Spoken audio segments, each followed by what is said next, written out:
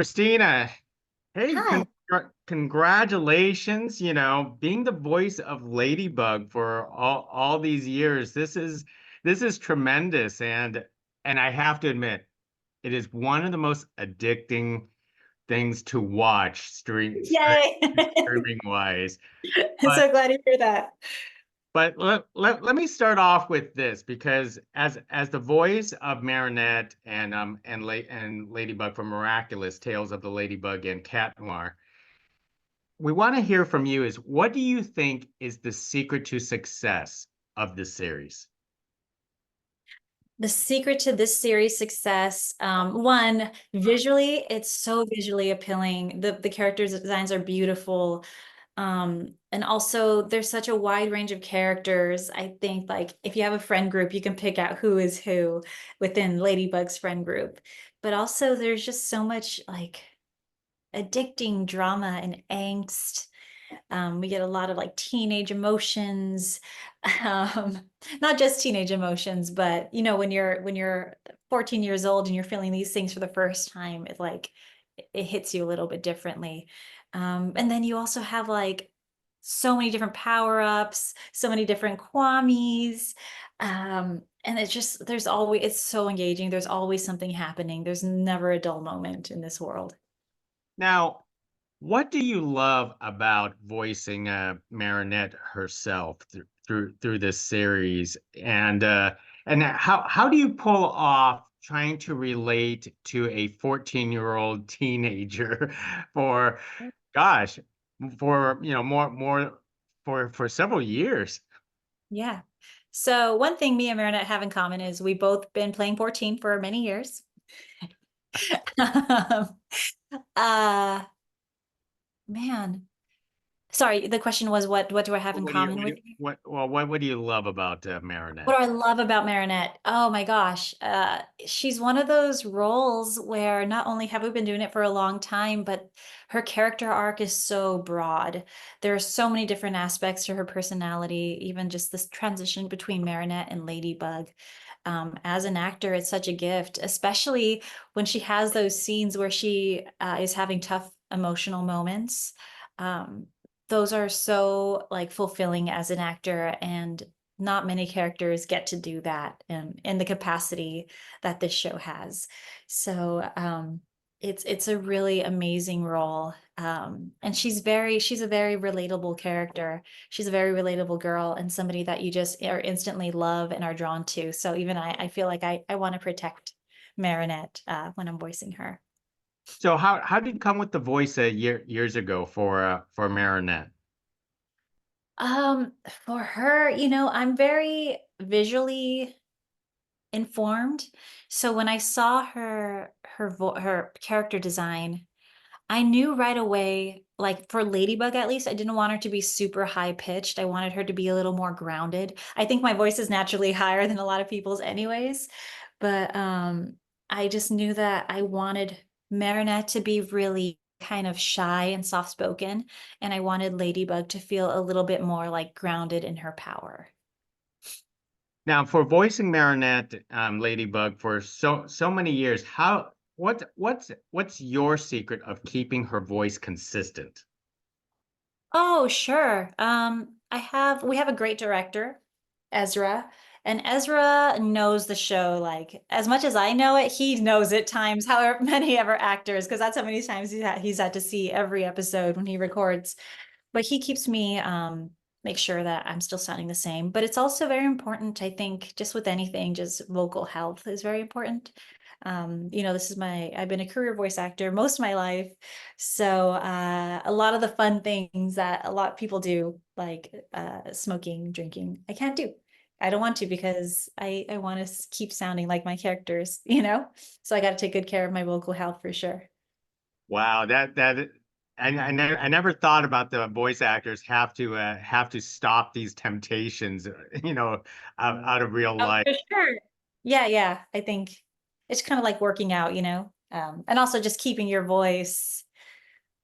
If you're not consistently like auditioning or working, it's a muscle. So it's like you have to work out your body and your vocal cords. So I sing a lot. I sing a lot. Now, one of the best things that is terrific to hear, because I've spoke to people who are Ladybug fans, and they thought the last season was actually the last season. Oh, They really? and I guess we should expect there was going to be a sixth season, because I want to say the the final episodes of the fifth season was a perfect ending. Yeah. How it wrapped up the villain and all this kind of stuff, and now a sixth season is actually coming by, this year. Can you tease us about the sixth season? Because I want to say there's going to be a lot of changes, right? Yes. So the biggest change is the aesthetic of the show. There is a new animation style using the Real Engine this time. As for story wise, I wish I could give spoilers, but honestly, I don't know yet.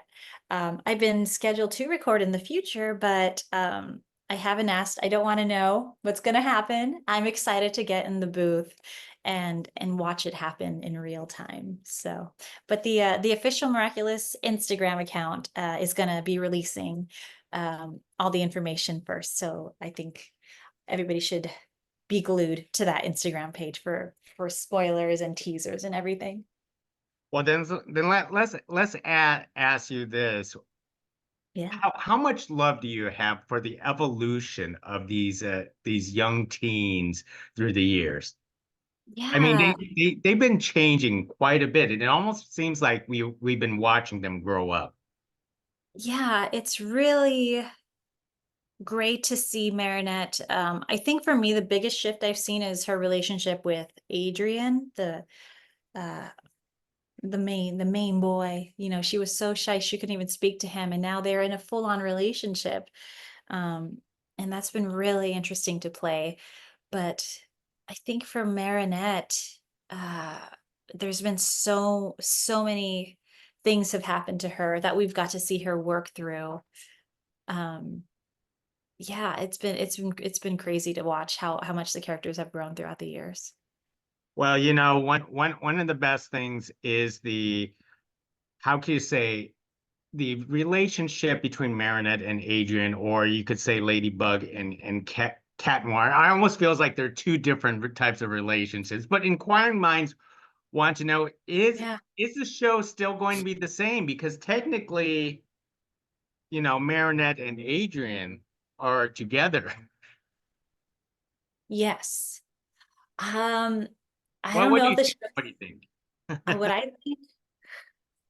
I think that the writers really know how to throw us some curveballs. So I've stopped expecting things to happen in the show because I know I'm just going to be proven completely wrong, and that's actually one of my favorite parts about it. Yeah, I'm excited to see what happens. I think it's going to be pretty different. There are obviously some things we got to see how Marinette's going to handle in the new season. So it's going to be interesting to see what we're going to do about the whole Gabriel Agrest situation in the future. So as a voice actor, yourself on a project like this, you don't come up with theories on your own on where you think all these stories are going to lead on to. For a while, I knew the story arc. When we were doing the movie, Jeremy Zag told me everything that was going to happen and showed me like the storyboards and this is going to happen. And then I don't know, it just changed. The story developed and evolved over time. And yeah, I try to just um I try not to think about it too much when I'm outside of the booth because I really love being surprised and watching things happen. And I kind of feel like it gives me more authentic reactions as well. Now, for yourself, because I know you've been in the industry for such a long time. You voice so many characters. I mean, I was like telling somebody the other day, I was trying to do research for this series, and I didn't realize that there's I want to say over 100 episodes of Miraculous, and I was binging through so many episodes themselves. How do you watch your work itself? Or because I know some voice actors, they said I voiced too many episodes, I don't watch all my work. But Yeah. do you go back and watch some of the stuff and actually sit down and enjoy this? I don't watch everything. I do watch some. I remember when season 4 was released on Disney Plus, I'm like, I'm just gonna put on an episode and ended up binge watching like 10 episodes in a row. Um, I usually don't watch everything that I do, for the same reason, because I feel like I'm still kind of in a space where I'm constantly creating the next thing. So I'm always like auditioning, and trying to watch other people's work, if I'm being honest. I watch a lot of other animated shows and movies too, because I want to see what everybody else is doing. And then once in a while, like there'll be a premiere, and I'll get to see it that way. That's my favorite way, honestly, is to watch it like on a big screen. That's the most fun. That is so true. I love watching it on the big screen too. Are you surprised about the popularity of Miraculous and its fans? Um, I'm not surprised by how big it is, because I've always felt like that's what the show deserves, I to say the least. But I do get surprised by how much it continues to grow. When I think like, oh, it's like the peak of its popularity. I'm like, nope, I was wrong. It's still getting more and more popular. So that's been really surprising. Even this trip, this is my first time since the show started doing press like this. So I feel like the show still has so many more surprises in store. Um, yeah, it's always surprising me. How do you handle fan interaction with a show like this? Um, I very much feel like, I'm the voice of Marinette. I'm not Marinette, but I'm like, I kind of feel like I'm her guardian, like people turn to me because I'm the closest they can get to Marinette. So I always want people to feel like, that they have my full attention, that I hear them, and I'm always taking in everything that they say, because I want them to know how much they care about the show. Um, I care about them because I know what the impact is of shows like this are. So I always want people to feel like they're seen and they're heard and they're appreciated. Well, most excellent. And in the case with the show, because it's not just the show itself that's also popular. It also has, toy lines and dolls and even kids dressing up in costumes itself. Yeah. And I've spoken to like many voice actors where they tend to geek out over their own characters and collect some of these items for themselves. Do you do the same? Do you have your own collection for Ladybug? I do. I have all my stuff, but I've only given myself one wall for it, and it's gotten very packed. But yes, I do save everything. Like this toy here, as soon as I get my own, it's going right into a box, and I'm not going to open it for 30 years. And one day I'm going to find that box in the garage and be like, oh, it's my Ladybug stuff. So yes, I'm holding on to everything I can. Wow, that is pretty awesome. And I think that many people have asked you before because one of the aspects that I do actually love about Marinette for herself is the AAPI representation that that her character actually represents, and not to mention that you yourself representing to voice. Tell us about how the importance of that representation into animation for something Oh, like this. yes, that's one of my favorite parts about the show is we have so many diverse characters, including our lead Ladybug. Um, I know as a little girl, I was so hungry for that. I think that when we see ourselves on screen, it just it makes you feel validated. It makes you feel seen. It makes you feel like I can do that too. I can be saving the world, or I can have that tough conversation. And I think we live in a great time for that. I think we're getting, it's not perfect yet, of course, but we're getting much more representation in our media.